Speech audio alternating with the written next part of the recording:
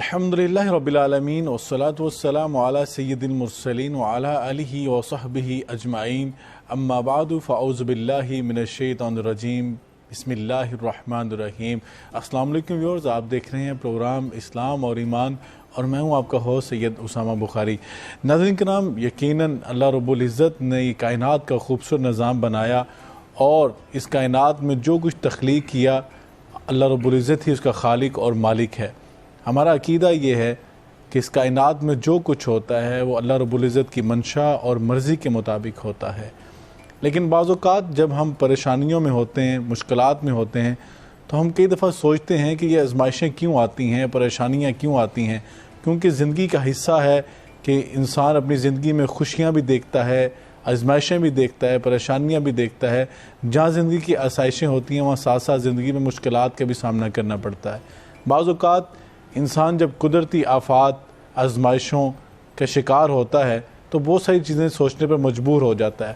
اسی طرح ہمارے معاشرے کے اندر بھی جب زلزلے زیادہ آتے ہیں، سیلاب زیادہ آتے ہیں اور بارشیں زیادہ ہوتی ہیں اور بے موسم بارشیں ہوتی ہیں تو بہت سارے یہاں پہ آوازیں بھی اٹھتی ہیں، نظریات بھی جنم لیتے ہیں۔ کچھ لوگ یہ کہتے ہیں یہ موسمیاتی تبدیلیاں ہیں اور یہ کلائمیٹ چینج ہے، اس کی وجہ سے یہ ساری چیزیں رونما ہوتی ہیں، اور یہ جو نیچرل ڈیزاسٹر ہے، قدرتی آفات ہیں اور یہ ایک سسٹم ہے، اس سسٹم کے تحت سارا کچھ ہوتا ہے۔ دوسری طرف ایک رائے ہمیں یہ ملتی ہے، لوگ کہتے ہیں کہ یہ اللہ رب العزت کی طرف سے پکڑ ہے ہمارے اعمال کی وجہ سے، اور جب ہم کوتاہیاں، کمزوریاں کرتے ہیں اعمال کے اندر اور اللہ رب العزت کو ناراض کرتے ہیں، اللہ رب العزت کی نافرمانی کرتے ہیں، سرکشی کرتے ہیں، تو اللہ تعالیٰ کی طرف سے یہ پکڑ ہے۔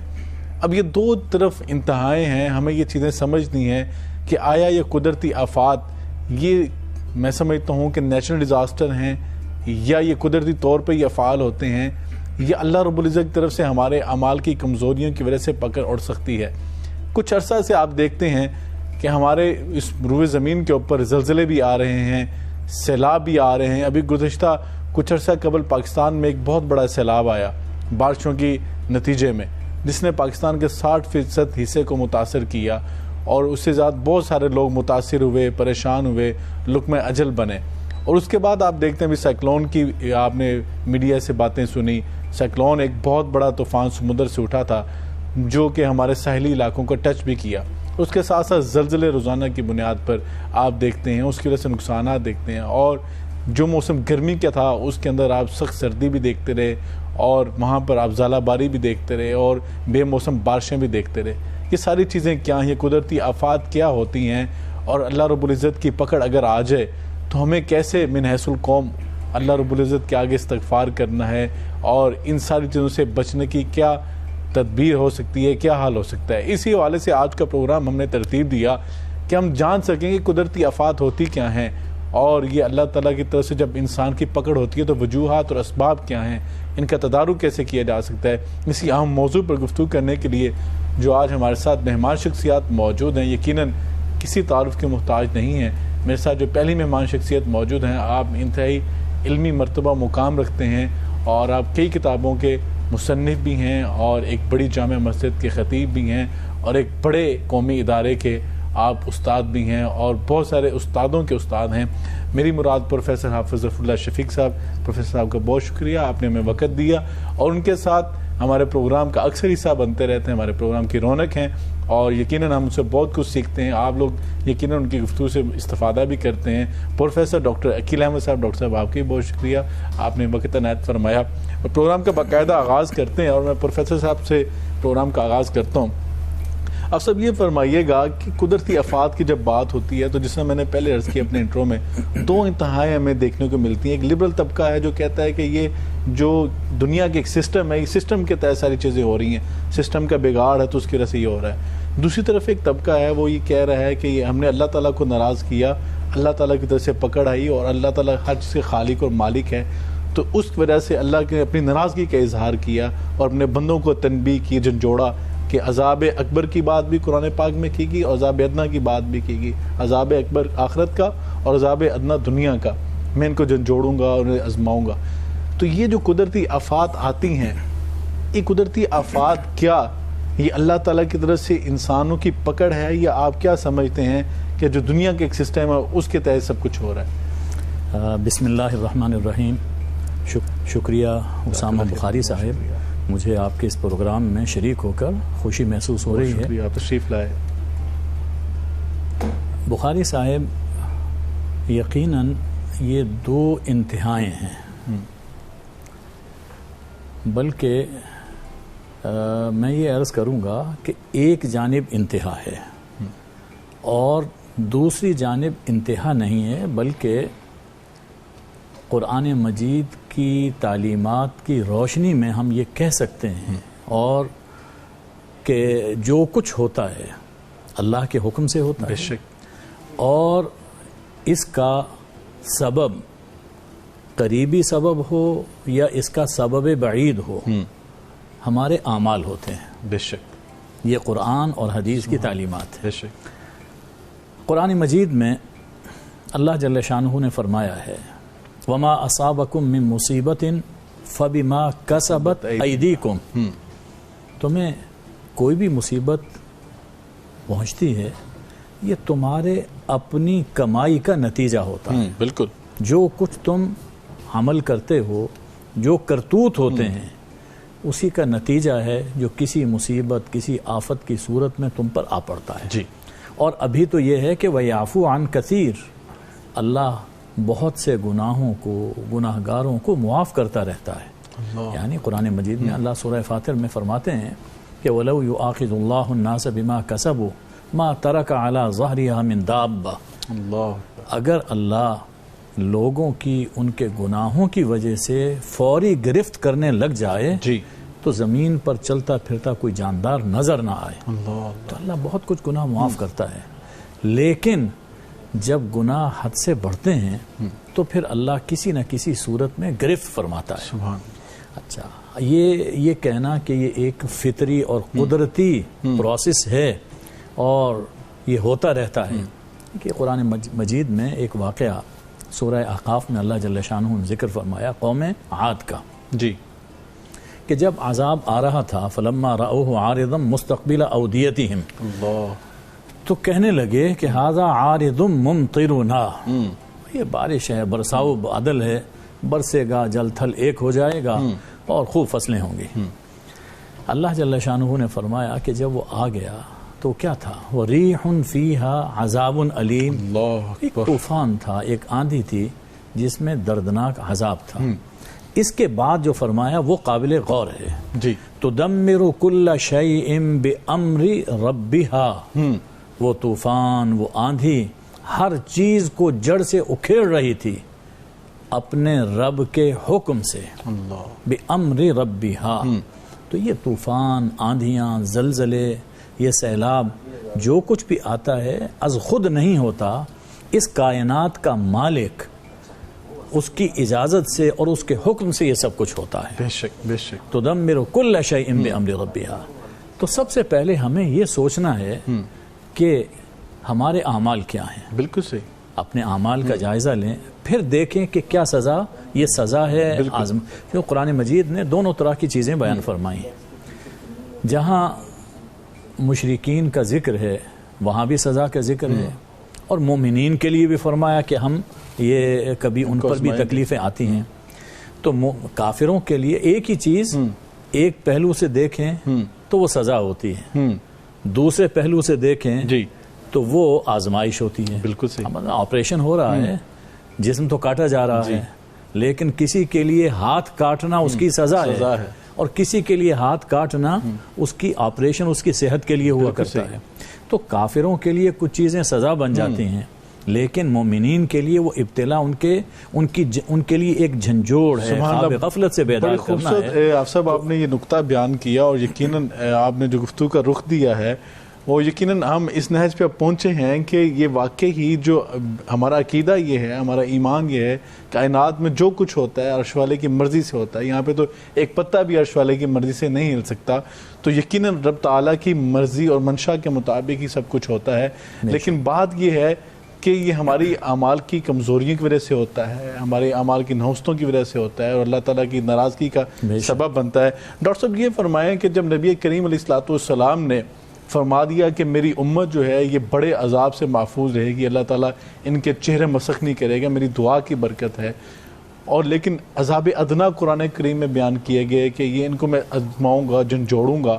اور جب ہم پہلی اقوام کی بات کرتے ہیں, ڈاکٹر صاحب فرما رہے تھے آف صاحب کہ جب پہلی اقوام پہ بارشیں آتی تھیں, طوفان آتے تھے, زلزلے آتے تھے, تو ان کے کسی ایک جو عمل تھا ان کا, اس پہ اللہ نے ناراضگی کا اظہار کیا اور پوری قوم جو ہے وہ تباہ کر دی گئی اور ایک قسم کا وہاں پر آزمائش اور طوفان بھیجا گیا.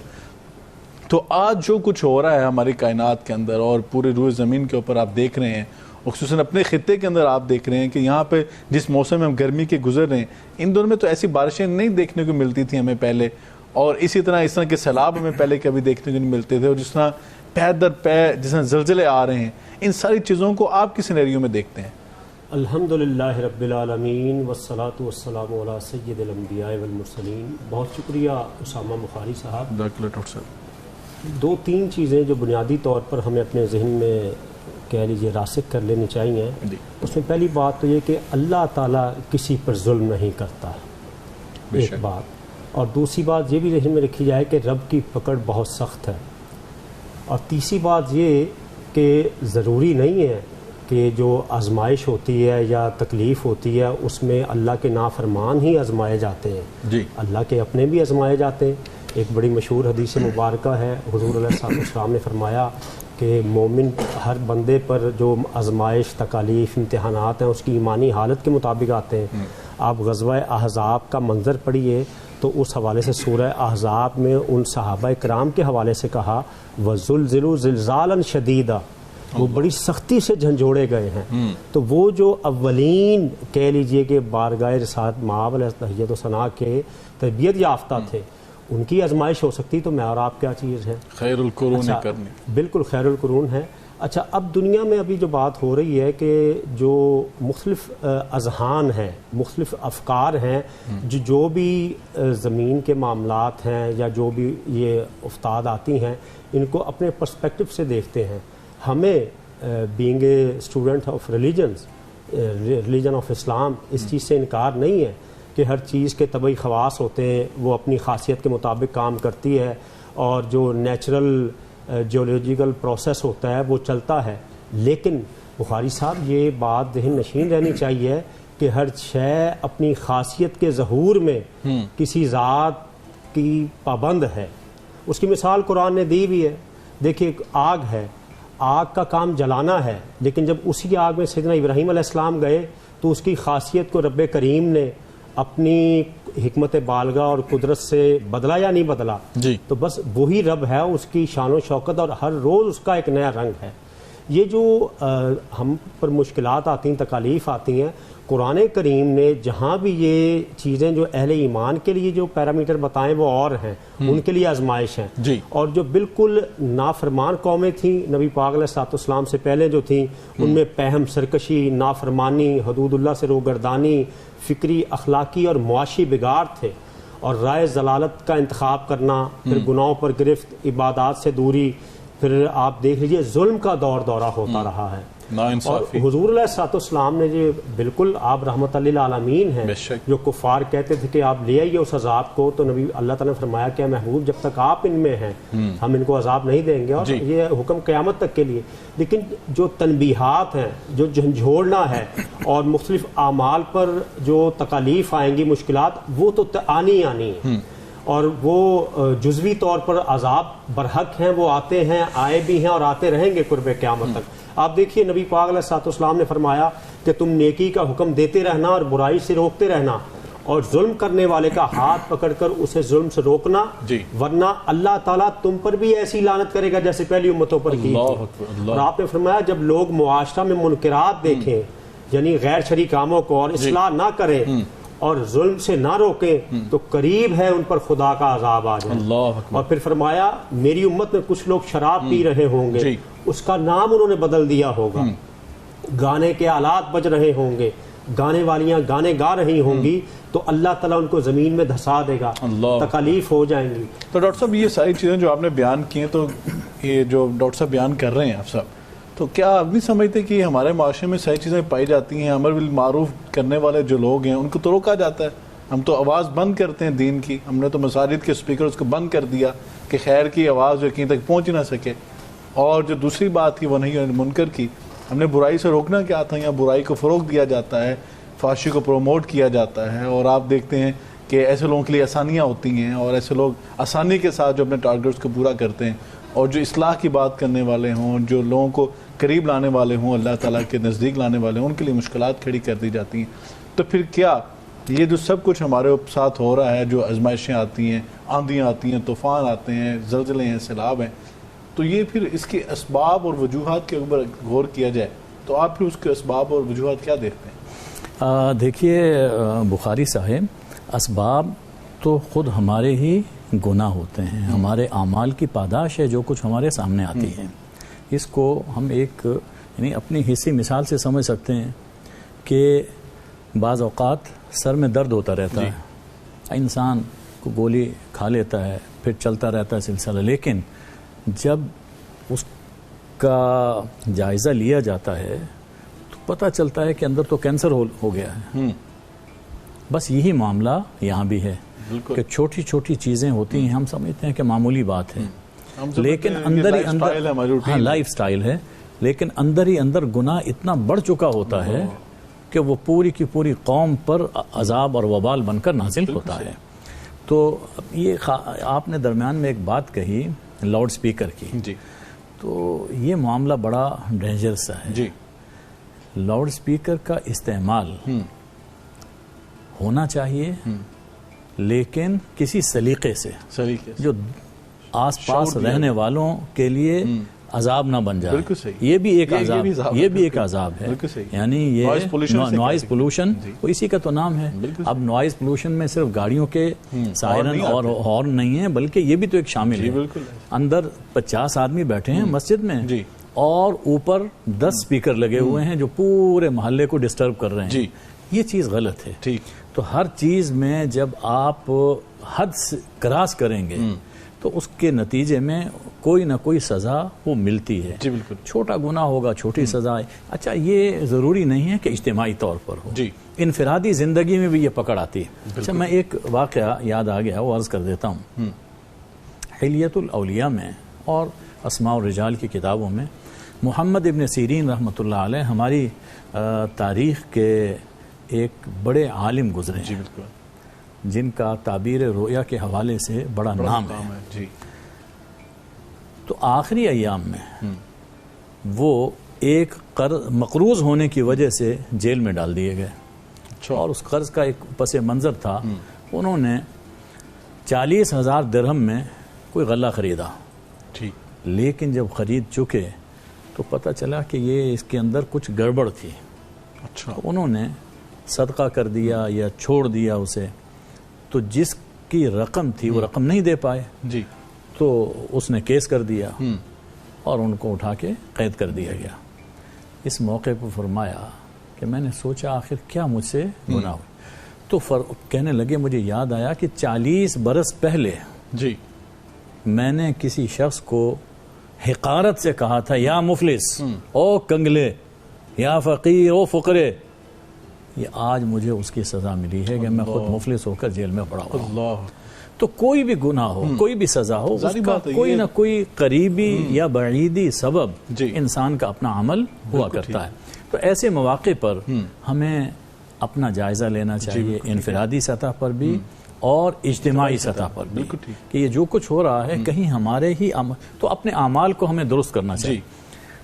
دیکھیے قرآن مجید میں یہ بات فرمائی گئی، سورہ اعراف میں فرمایا کہ وَلَوْ أَنَّ أَهْلَ الْقُرَىٰ آمَنُوا وَاتَّقَوْا لَفَتَحْنَا عَلَيْهِمْ بَرَكَاتٍ مِّنَ السَّمَاءِ وَالْأَرْضِ۔ اگر یہ بستیوں والے ایمان لے آتے ہیں اور ایمان کے مطابق اپنی زندگی بسر کرتے ہیں تو ہم آسمانوں اور زمین سے برکتوں کے دروازے ان پر کھول دیتے ہیں۔ بالکل ٹھیک۔ وَلَٰكِن كَذَّبُوا، لیکن انہوں نے جھٹلایا، پیغمبر کو جھٹلایا، دین کو جھٹلایا، فَأَخَذْنَاهُمْ بِمَا كَانُوا يَكْسِبُونَ، اللہ تو ہم نے انہیں پکڑا ان کے کرتوتوں کی وجہ سے۔ تو دو چیزیں اس میں آ گئیں، ایک تو یہ ہے کہ گناہوں کی سزا ہوتی ہے، یہ جو گرفت ہوتی ہے یہ کسی نہ کسی رنگ میں اس کے بیک گراؤنڈ، اور دوسری طرف یہ بھی فرما دیا گیا کہ جب رحمتیں اور برکتیں آتی ہیں تو اس کا سبب تمہارے اپنے اعمال ہوا کرتے ہیں، وہ ایمان ہے اور تقوی ہے۔ بالکل صحیح۔ اسی میں سورہ نساء میں غالباً سورہ مائدہ میں یہ فرمایا گیا کہ وَلَوْ أَنَّ اہل الکتاب ولو انہم اقاموا التوراۃ والانجیل لأکلوا من فوقہم ومن تحت ارجلہم، اگر یہ لوگ یعنی یہود اور نصارہ کے بارے میں فرمایا جا رہا، اگر یہ تورات اور انجیل کو اپنی زندگی میں نافذ کر لیتے اور اس کے مطابق اپنی زندگی بسر کرتے تو اللہ آسمان سے بھی ان پر رزق اتارتا اور زمین کے خزانے بھی ان کے لیے نکال باہر کرتا۔ بالکل صحیح۔ تو معلوم اب یہ دیکھیں نا تورات اور انجیل ان سے یہ فرمایا گیا، بالکل صحیح ہے۔ تو جب قرآن مجید ہمارے پاس موجود ہے تو اس کے حوالے سے ڈاکٹر صاحب یہ فرمایا نا ومن اعرض عن ذکری فإن له معیشۃ ضنکا، آج تو حالات ہمارے سامنے، رزلٹ ہمارے سامنے، جو کچھ یہ ہو رہا ہے یہ ہمارے اعراض کا نتیجہ ہے۔ بالکل صحیح ہے۔ آج معیشت جو ہماری تنگ ہو چکی ہے، ہم کشکول گدائی لے کر در در کی ٹھوکریں کھا رہے ہیں، اس کی وجہ یہی ہے کہ ہم نے اللہ کے دین صلی اللہ علیہ وسلم کی سیرت سے منہ پھیر لیا ہے۔ تو اگر ہم چاہتے ہیں کہ ہم رجوع اللہ کر کے اللہ کی رحمتوں کا نزول اپنے پر کروا سکیں تو اپنی اصلاح کرنی ہوگی، ہمیں اس راستے پر چلنا ہوگا۔ ناظرین کرام، یہاں پہ ٹائم ہوا شارٹ بریک کا، بریک کے بعد آ کے اسی موضوع پر علماء کرام سے مزید جاننے کی کوشش کریں گے، ہمارے ساتھ رہیے گا۔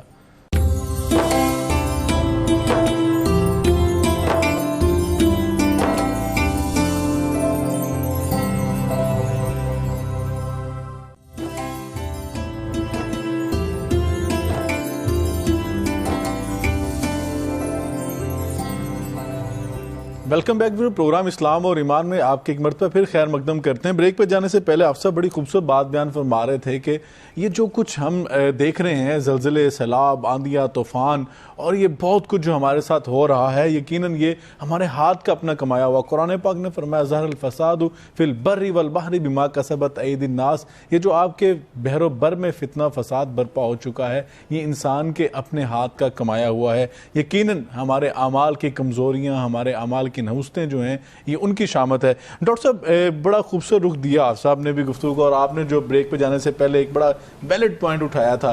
یقیناً قرآن پاک نے جو ایک اور بستی کی مثال بیان کی، ضرب اللہ مثلا قریۃ آمنۃ مطمئنہ، کہ ایک بستی کی مثال پیش کی، وہاں پہ تو رزق بھی تھا، وہاں پہ امن و سکون تھا، راحت تھی، چین تھا، لیکن انہوں نے کیا کیا؟ فکفرت بانعم اللہ، انہوں نے اللہ کی نعمتوں کی ناشکری کی، اور پھر اللہ تعالیٰ نے جو کچھ وہاں پہ کیا، یقین جانیے واللہ دل جو ہے نا وہ ڈر جاتا ہے ڈاکٹر صاحب جب ہم ان نشانی کو پڑھتے ہیں۔ اللہ تعالیٰ نے وہاں پہ بھوک افلاس کو بھیجا، وہاں پہ بد امنی ہوئی۔ آج اگر ہم اپنے معاشرے کی تصویر دیکھتے ہیں تو ایسے لگتا ہے کہ اللہ تعالیٰ ہم سے ناراض ہو چکے ہیں۔ ہماری یہاں پہ آپ دیکھ لیں مہنگائی بھی ہے، بے روزگاری بھی ہے، اور ہم آئے دن جو ہے زلزلوں کے شکار ہیں، سیلاب کے شکار ہیں۔ تو کیا ہم نے کیا اعمال ایسے کر دیے کہ اللہ تعالیٰ ہم سے ناراض ہو گئے اور ہم ان اعمال کی نشاندہی کرنے کے لیے تیار نہیں ہیں اور ان کی اصلاح کے لیے بھی تیار نہیں ہیں؟ بخاری صاحب، دنیا کی معلوم تاریخ یہی بتاتی ہے کہ قوموں کو اپنے انفرادی اور اجتماعی نافرمانیوں کی سزا بھگتنی پڑتی ہے۔ اور ابھی آپ نے بات کی جو بستی قرآن کریم میں جو امثال القرآن ہے وہ اس لیے بیان کی کہ اس میں عبر و نصائح ہیں ہمارے لیے۔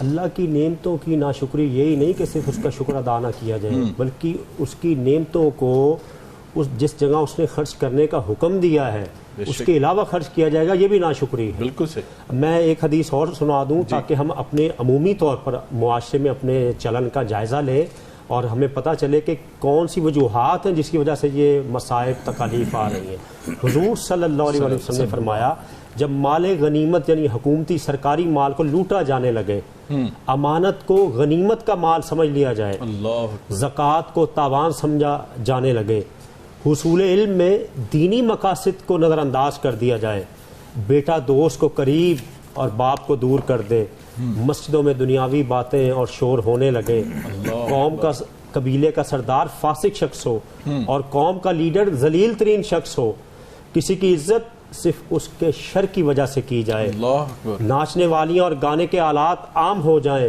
شراب نوشی عام ہو جائے، امت کے بعد والے لوگ یعنی آج والے لوگ پہلے لوگوں پر لان تان کریں تو پھر اللہ کے عذاب کا انتظار کرو جو سرخ آندھی، زلزلہ، زمین میں دھسائے جانے اور دیگر صورتوں میں ایسے نازل ہوگا جیسے کسی ہار کا دھاگا ٹوٹ جائے تو موتی گرتے ہیں. آج مجھے بتائیے بخاری صاحب، یہ جو آپ نے نشانیاں بیان کی، یہ آج اللہ ماشاءاللہ اللہ ہمیں اپنی حفظ و پناہ میں رکھے. ہمیں آج معاشرے میں نظر آتی ہیں. شعیب علیہ السلام کی قوم صرف کم تولتی تھی، عذاب آیا. لوط علیہ السلام کی قوم ایک بدفعلی میں مبتلا تھی، عذاب آیا. آج ہماری حالت کیا ہے؟ آج تو ڈاکٹر صاحب ان کے حقوق کی بات ہو رہی ہے. آج میں قوم کی بات کی آپ نے، دل لرز نہیں جاتا.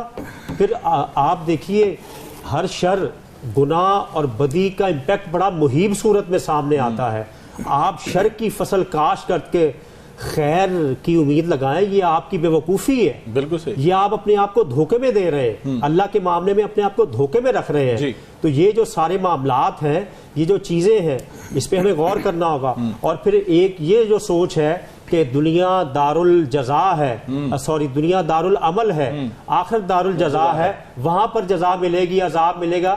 کتنے معاملات ہیں قرآن کریم میں جہاں پر اللہ نے عذاب کے ساتھ دنیا میں پہلے ذکر کیا ہے، آخرت بعد میں. مثلا جو لوگ نبی پاک علیہ السلام اللہ اس کے رسول کو اذیت دیتے ہیں، ان پر دنیا اور آخرت میں لعنت کی گئی. اور سورہ نور میں اللہ نے فرمایا جو لوگ چاہتے ہیں اہل ایمان میں بے حیائی پھیلے، دنیا و آخرت میں ان کے لیے عذاب اور لعنت. یعنی قرآن کریم میں بے شمار مقامات پر یعنی خدائی پکڑ کا آغاز دنیا میں ہی ہو جائے گا. اور بالفرض جو لوگ اگر اس چیز سے فرار اختیار کرتے، دیکھیے آخرت میں عذاب، اللہ تو آپ کو عذاب نہیں دینا چاہتا، نہ وہ اس کی خواہش ہے. اللہ کی تو رحمت وسیع ہے. یہ ہمارے اپنے کرتوت، ہماری فکری، عملی، قلبی، شعوری ہر طرح کی بدعملیاں ہیں، اور اس کا رزلٹ اس صورت میں ہمارے سامنے آتا ہے. اور پھر ایک بات یہ بھی کی جاتی کہ دنیا کی آج متمدن اقوام وہ بڑے ناز و نعم میں ہیں، ان پر اس طرح کی مشکلات نہیں آتی جیسی ہم پر آتی ہیں. دیکھیے جو آفات جو بلائیں خدا کی طرف سے، اللہ کی طرف سے ہے، اللہ کی مرضی جہاں پر عذاب بھیجے. ہم کون ہوتے ہیں اللہ کے معاملے میں اگر ان پر کوئی تکلیف نہیں آتی. اور ڈاکٹر صاحب آپ نے بڑی پیاری بات کی ہے نا کہ ہم تو دوسروں کے شکوے کرتے ہیں، دوسروں گلے کرتے ہیں کہ وہ تو اس طرح کرتے ہیں، اللہ تعالیٰ کا معاملہ وہاں پہ ایسا کیوں نہیں، ہمارے ساتھ یہ ایسا کیوں ہے، ہم تو کلمہ پڑھنے والے ہیں، مسلمان. بخاری صاحب بات یہ ہے کہ وہ خدا کی مرضی ہے. آپ کیا کیسے کہہ سکتے ہیں کہ جس کے پاس گاڑی ہے، پیسہ ہے، اچھی رہائش ہے، وہ سکون میں. آج ویسٹ میں خودکشی کا ریٹ ایسٹ سے زیادہ ہے، وہاں پہ رابری ایسٹ سے زیادہ ہے، وہاں پہ جو کلنگ ہے ایسٹ سے زیادہ ہے.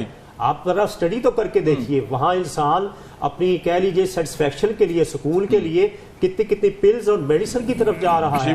آج بھی ہمارے معاشرے میں ایسے اچھے لوگ بھی موجود ہیں. تو یہ کوئی پیمانہ نہیں ہے کہ کسی کے پاس مال و اسباب کے ڈھیر ہے تو وہ اللہ کا بلیسڈ ون ہے اور ہم جو ہے وہ محروم ہے. سوال یہ کہ میں نے اللہ کا کلمہ پڑھا ہے، میں اس سرکل میں آیا ہوں. بالکل ٹھیک. اس کی مثال ایسے لیجئے کہ جو ہماری یونیورسٹی میں بچہ داخل ہوتا ہے، یونیورسٹی کے رولز اینڈ ریگولیشن اس کو فالو کرنے لازمی ہے. جو نہیں آیا اس سے بعد وہ ہماری ڈومین میں نہیں آ رہا. لیکن اللہ تعالیٰ جو دائرہ اسلام میں آ گئے وہ پابند ہے. پھر وہ اگر اس کی اللہ اور اس کے رسول کے حکم کا بالکل پابند ہے. آپ صاحب یہ ڈاکٹر صاحب نے بڑی پیاری بات فرما دی کہ جب ہم نے کلمہ پڑھ لیا، اسلام تو سر تسلیم مقام کا نام ہے، یہاں پہ اپنی مرضی تو انسان نہیں چلا سکتا. جب ہم نے ایک اللہ کے غلام ہونے کا اقرار کر لیا، ایمان لے اس چیز پہ، تو ہمیں تو ہر موقع پر، ہر حکم پر سر تسلیم مقام کرنا ہے. قرآن پاک فرما رہا وَاتَّقُوا فِتْنَةً لَا تُصِيبَنَّ الَّذِينَ ظَلَمُوا مِنكُمْ خَاصَّةً. جب پھر اللہ کی پکڑ آتی ہے اس بستی کے اندر، پھر جو نیک لوگ ہوتے ہیں وہ بھی اس سے نہیں بچتے. تو اس کی کیا وجہ ہے کہ وہ تو نیکی کر رہے ہوتے ہیں. بخاری صاحب جب وائرس پھیلتا ہے تو اس میں جو پہلے سے بیمار ہیں وہ بھی لپیٹ میں آتے ہیں، جو صحت مند ہیں وہ بھی اس کے لپیٹ میں آ جاتے ہیں. ابھی کرونا کے مرحلے سے ہم گزر چکے ہیں، کون بچا اس سے؟ ہر آدمی اس کے لپیٹ میں آیا. اسی طرح جب ایک عمومی عذاب آتا ہے تو حدیث کے مطابق دنیا میں اچھے برے سبھی اس کی لپیٹ میں آئیں گے. البتہ آخرت میں ہر شخص اپنے نیت اور اپنے عمل کی جزا پائے گا. یہ جو ابھی بات ہوئی بڑی خوبصورت بات کہی گئی کہ ان کی گرفت کیوں نہیں ہے اور ہماری گرفت کیوں ہوتی ہے. بات یہ ہے ہم اپنا احساس سمجھتے ہیں، ہم نے کلمہ پڑھا ہے، ہم مسلمان ہیں، لیکن اعمال جو ہیں ہمارے ان کی طرف نظر نہیں دوڑاتے. بات یہ ہے کہ اپنا بیٹا اگر کوئی غلطی کرتا ہے تو اس پہ دکھ بھی ہوتا ہے اور اس کو سزا بھی دی جاتی ہے. اور دوسرے بچے اگر کر رہے ہیں تو وہ دکھ نہیں ہوتا جو اپنے سے ہوتا ہے. سبحان اللہ. تو جن لوگوں نے مانا, اللہ کو مانا, اللہ کے رسول ربنا اللہ مان لیا, ایمان لے آئے نا, جب مان لیا اور اب اس کی نہیں مانتے, اس پر اللہ ناراض ہوتا ہے. اور جو مانتے ہی نہیں ہیں ان کو فی الحال نظر انداز کی. سورہ زخرف میں دیکھیے, دوسرے مقامات پر اللہ تعالیٰ فرماتا ہے, یعنی جب سے کائنات پیدا کی گئی اور آخری دن تک اللہ تعالیٰ فرماتا ہے کہ یہ جو کچھ میں نے انہیں دیا یہ کچھ نہیں ہے. اگر میں چاہوں ایک خاص مصلحت نہ ہوتی تو میں انہیں سونے کے گھر دے دیتا, سونے کے گھر, لیکن میں نے دیے نہیں ایک مصلحت کی وجہ سے, اور میرے ہاں اس کی کوئی قدر نہیں ہے. کیوں؟ وَإِن كُلُّ ذَلِكَ لَمَّا مَتَاعُ الْحَيَاةِ الدُّنْيَا, سب دنیاوی ساز و سامان ہے. وَالْآخِرَةُ عِنْدَ رَبِّكَ لِلْمُتَّقِينَ, آخرت وہ متقیوں کو, اور آخرت میں جو کچھ ملے گا اس کا تو ہم اس دنیا میں تصور بھی نہیں کر سکتے ہیں. تو اپنوں کی نافرمانی اس سے تکلیف ہوتی ہے, غیروں کی نافرمانی کو ٹھیک ہے چلنے دیں انہیں چلنے. تو یہ معاملہ ہے. بالکل ٹھیک. اچھا, اب قرآن مجید میں اللہ تعالیٰ نے مومنین کی آزمائش کے حوالے سے ایک واقعہ بیان فرمایا سورہ سبا میں. میں جب اپنے حالات کو دیکھتا ہوں پاکستان کے خاص طور پر, تو مجھے یہ واقعہ یاد آتا ہے اور ہم سب کو اس کا مطالعہ کرنا چاہیے. سورہ سبا میں یہ واقعہ مذکور ہے, سورہ سبا کی آیت نمبر 15 سے آیت نمبر 19 تک. قوم سبا یہ ایمان رکھتی تھی اور اللہ نے انہیں خوشحالی عطا فرمائی تھی. ان کا سورس آف انکم زراعت بھی تھا اور تجارت بھی تھا, اور زراعت میں یمن کا جو نقشہ اللہ نے کھینچا ہے وہ یعنی انسان ایک جنت میں پہنچ جاتا ہے. بالکل ایسا ہے کہ دونوں طرف دو رویا وہ جنات اور باغات تھے وہاں پر. لیکن کیا کیا؟ فَأَعْرَضُوا, انہوں نے اعراض کیا. بس یہ اللہ کو گوارا نہیں ہے کہ میرا ہو اور مجھ سے منہ موڑ لے, یہ اللہ کو پسند ہے. نتیجہ یہ ہوا فَأَرْسَلْنَا عَلَيْهِمْ سَيْلَ الْعَارِمِ, اللہ نے ایسا سیلاب بھیجا کہ جس نے بند توڑ دیا. اور پھر اور فرمایا اس میں یہ کیوں ہوا؟ اس لیے کہ انہوں نے ناشکری کی تھی. حالانکہ اللہ نے فرمایا تھا جب یہ سب کچھ دیا, کلوا من رزق ربکم واشکروا لہ, کھاؤ تمہارے رب کا رزق ہے. اللہ کھانے سے برتنے سے نہیں روکتا. بے شک یہ دنیا کی نعمتیں بھی ہمارے لیے ہیں اور اللہ کا بس شکر کرتے رہو. لیکن جب ناشکری کی تو فرمایا کہ ذالک جزیناہم بما کفروا, ہم نے ان کی ناشکری کی وجہ سے ان کو یہ سزا دی. وَهَلْ نُجَازِي إِلَّا الْكَفُورِ, اور ہم ناشکروں ہی کو یہ سزا دیا کرتے ہیں.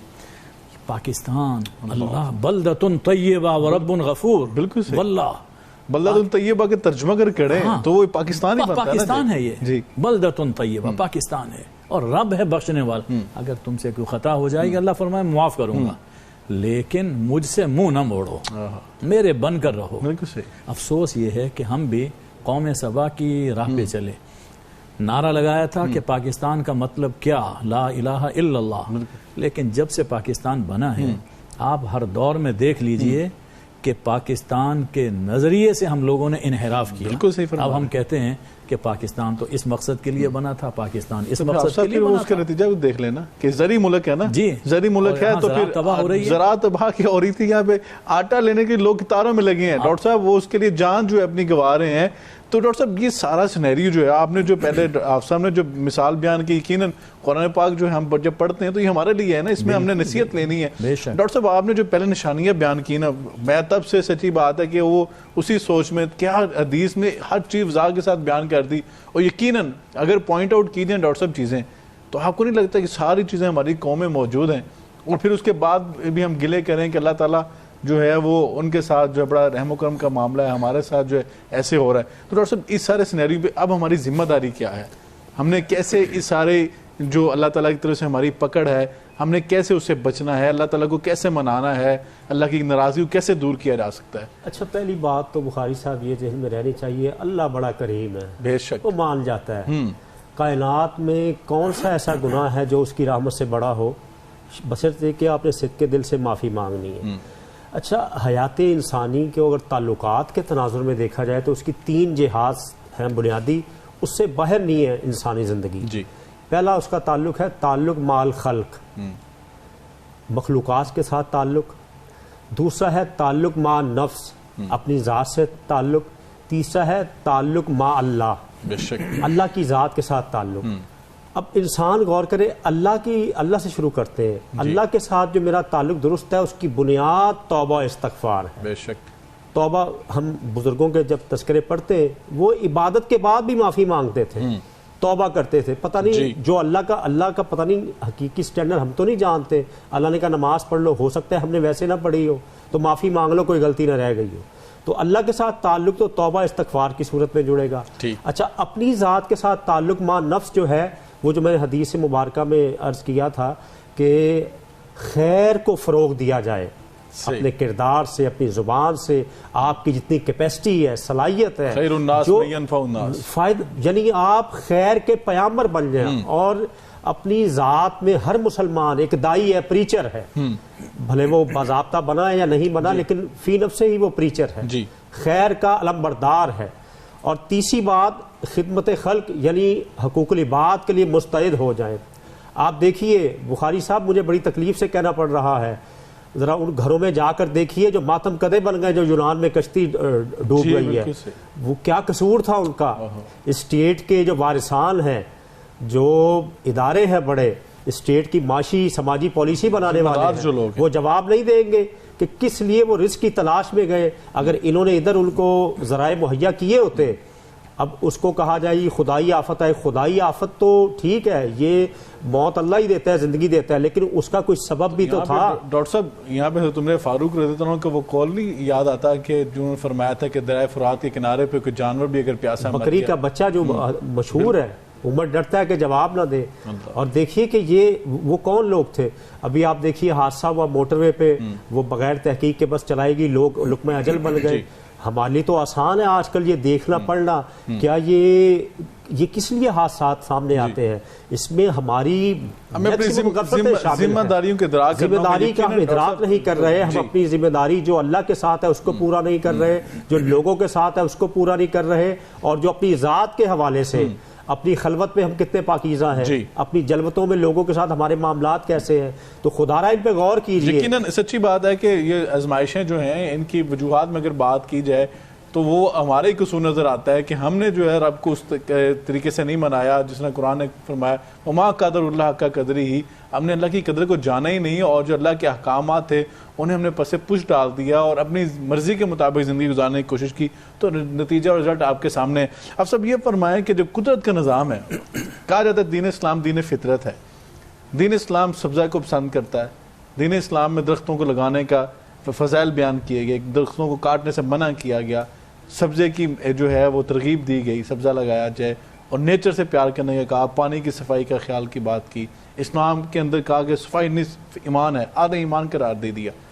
جب ہم قدرت کا جو نظام ہے، جو فطرتی نظام ہے، اس کو اپنے ہاتھوں سے ہم خراب کریں گے کہ ہم، جس میں آپ نے پہلے بات کی کہ ہم نے زراعت کو تباہ کیا، آج آپ دیکھیں ذرا جی ٹی روڈ کے اوپر چل کے دیکھیں، موٹر وے پہ دیکھیں، 10-15 سال پہلے ہم چلتے تھے تو ہمیں باغات نظر آتے تھے، پھل فروٹ کے درخت نظر آتے تھے، لیکن آج آپ کو ہاؤسنگ کالونیز نظر آئیں گی، آج آپ کو وہاں پہ بڑے بڑے پلازے نظر آئیں گے، مارکیٹس نظر آئیں گی۔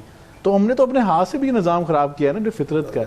تو دین اسلام جو ہے، شریعت جو ہے، اس چیز کے حوالے سے بڑی وعید بیان کرتی ہے، منع کرتی ہے۔ دیکھیے انسان جب بھی فطرت سے یا نظام قدرت سے ٹکرائے گا، اس سے انحراف کرے گا، تو اس کا شدید رزلٹ اس کو بھگتنا پڑے گا۔ انسان اپنی ذاتی زندگی میں دیکھ لے کہ اللہ تعالیٰ نے اس جسم کی صحت کو برقرار رکھنے کے لیے کچھ اصول بیان فرمائے۔ جی، کلوا واشربوا ولا تسرفوا، ایک ہی اصول، اسراف نہ کرو کسی چیز میں۔ لیکن جب انسان اسراف کرتا ہے کسی بھی چیز میں تو اس کا رزلٹ اسے بھگتنا پڑتا ہے مختلف بیماریوں کی صورت۔ جی، اسی طرح ایک اجتماعی قومی سطح پر جب ہم اسراف کرتے ہیں تو یہ اللہ کے نظام سے ٹکراتے ہیں، اس کی ناقدری کرتے ہیں، تو اس کا نتیجہ، اس کی سزا ہمیں کسی نہ کسی رنگ میں بھگتنا پڑتی ہے۔ تو اس سے بچنے کا ایک ہی طریقہ ہے جو اللہ نے قرآن پاک میں فرمایا کہ وَتُوبُوا إِلَيْهِ جَمِيعًا أَيُّهَا الْمُؤْمِنُونَ، مومنوں سب اللہ کی طرف لوٹو، یا ایھا الذین آمنوا توبوا الی اللہ توبۃ نصوحا، سچے دل سے خدا کی طرف پلٹ آؤ. اور خدا تو بڑا مہربان بے شک. خدا بڑا مہربان ہے. تو اپنی جو صرف پہلی قرآن پاک میں الرحمن الرحیم، الرحمن وہاں سے اپنے تعارف کا آغاز فرمایا. یعنی حدیث میں حضور اکرم صلی اللہ علیہ وآلہ وسلم نے فرمایا کہ جب کوئی گناہگار میری طرف ایک ہاتھ بڑھتا ہے تو میں 2 ہاتھ اس کی طرف جاتا ہوں. سبحان اللہ. اور اگر وہ میری طرف چل کے آتا ہے میں دوڑ کر اس کی طرف جاتا ہوں. تو ان تمام وباؤں سے، آفتوں سے بچنے کا صرف ایک ہی طریقہ ہے کہ اللہ کی طرف رجوع کیا جائے. حضور اکرم صلی اللہ علیہ وآلہ وسلم کی سنت دیکھیے. جی. چاند گرہن ہوتا تھا، نماز. اللہ. سورج گرہن ہوا، نماز. طوفان اور آندھی دیکھی، فوراً اللہ کے سامنے سر جھکا دیا، نماز شروع کر دی. یہ ہمارے لیے تعلیم، وہ تو پاک ہیں. بالکل ٹھیک. تعلیم ہمارے لیے ہے کہ جب بھی تمہارے سامنے کوئی آفت آئے، کوئی مصیبت آئے، اللہ کے سامنے سر جھکا دو. قوم یونس کی مثال اللہ نے قرآن پاک میں بیان فرمائی کہ کتنا پیغمبر سے انہوں نے مخالفت کی، لیکن جب عذاب دیکھا تو آہوزاری کرتے ہوئے عورتوں، بچوں، جانوروں سمیت باہر نکل آئے، اللہ کے سامنے گڑ گڑائے تو اللہ نے وہ عذاب ٹال دیا.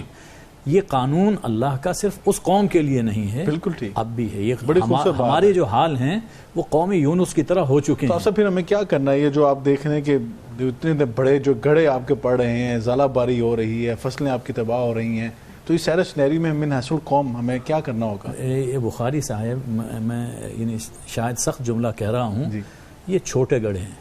اللہ، یہ چھوٹے، جو کچھ ہم کر رہے ہیں پاکستان کے ساتھ، بالکل ٹھیک، جس طرح ہم اپنے ملک کو لوٹ رہے ہیں اور ایک دوسرے کو لوٹ رہے ہیں، ایک دوسرے کو ہم لوٹ رہے ہیں، اس سے اگر بڑے اولے پڑیں تو یہ کوئی بعید نہیں ہے. طریقہ صرف ایک ہی ہے، اللہ سے مانگا جائے. جو کچھ ہے اس کو ترک کریں. اللہ نے قرآن میں، رسول اللہ صلی اللہ علیہ وآلہ وسلم نے اپنی سنت میں ہمیں جو کچھ سکھایا ہے، اس مرکز کی طرف جب تک ہم نہیں پلٹیں گے ہمیں نجات حاصل نہیں ہو سکتی. بہت شکریہ آپ صاحب. ڈاکٹر صاحب کیا کہیں گے جاتے جاتے، کیا میسیج دیں گے ہمیں اس سارے معاملے میں؟ کیسے اللہ تعالیٰ کی طرف رجوع کرنا ہوگا؟ کیسے توبہ استغفار ہم کریں؟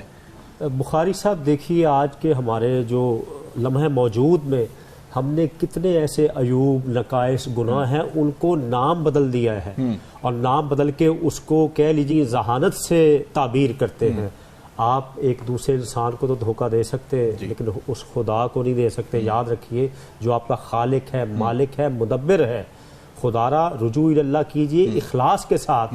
اور کبھی یاد رکھ لیجئے، اس کی مخلوق کو ستا کر خدا کو راضی نہیں کیا جا سکتا. بالکل صحیح ہے ڈاکٹر صاحب، بہت شکریہ. یقیناً مخلوق خدا جو ہے اس کو تنگ کر کے خدا کو راضی نہیں کیا جا سکتا. الخلق عیار اللہ، مخلوق اللہ کا کنبہ ہے، اور اللہ رب العزت کے وہی لوگ پسند ہیں جو اس کی مخلوق کے ساتھ اچھا برتاؤ کرتے ہیں، اچھا سلوک کرتے ہیں. اور یقیناً اگر ہم چاہتے ہیں کہ اللہ کی رحمتوں کا نزول ہم پر ہو، اللہ تعالیٰ کی برکات کے دروازے ہم پر کھل جائیں، تو یقیناً ہمیں توبہ نصوحہ کرنی ہوگی. اور من حیث القوم ہمیں اجتماعی طور پر بھی معافی مانگنی ہے اللہ سے، اور انفرادی طور پر بھی اپنے اپنے گناہوں کی اصلاح بھی کرنی ہے، سچی توبہ کرنی ہے، اور اللہ کے ساتھ اپنے معاملے کو ٹھیک کرنا ہوگا، مخلوق خدا کا حق ادا کرنا ہوگا. یقیناً جب ہم اپنے ہاتھوں سے جو یہ فتنہ فساد ہم نے برپا کیا ہے، اس کو خود جب تک ٹھیک کرنے کی کوشش نہیں کریں گے تو رزلٹ جو ہے وہ بہتر نہیں ہو سکتا. یقیناً اگر آج ہم ان ساری آزمائشوں سے بچنا چاہتے ہیں، اللہ کی پکڑ سے، اللہ کی سختی سے بچنا چاہتے ہیں، تو اللہ تعالیٰ کی طرف رجوع کریں. اور من حیث القوم ہمیں گر گڑا کر اللہ سے دعائیں مانگنا ہوں گی کہ اللہ تعالیٰ ہمارے حال پر رحم فرما دے. ہم یقیناً بہت کمزور ہیں، ہم یقیناً گناہ گار سیاہ کار ہیں، لیکن اللہ تعالیٰ آپ کی رحمت بڑی وسیع ہے، آپ رحمان الرحیم ہے، آپ کی صفت معاف کر دینا. ہم آپ سے معافی طلب کرتے ہیں اور سچی توبہ کرتے ہیں. اللہ ہمیں اس سچی توبہ کی توفیق عطا فرمائے. ناظرین کرام، آج کے پروگرام سے مجھے اجازت دیجیے، انشاءاللہ کل ملاقات ہوگی. تب تک کے لیے اللہ حافظ.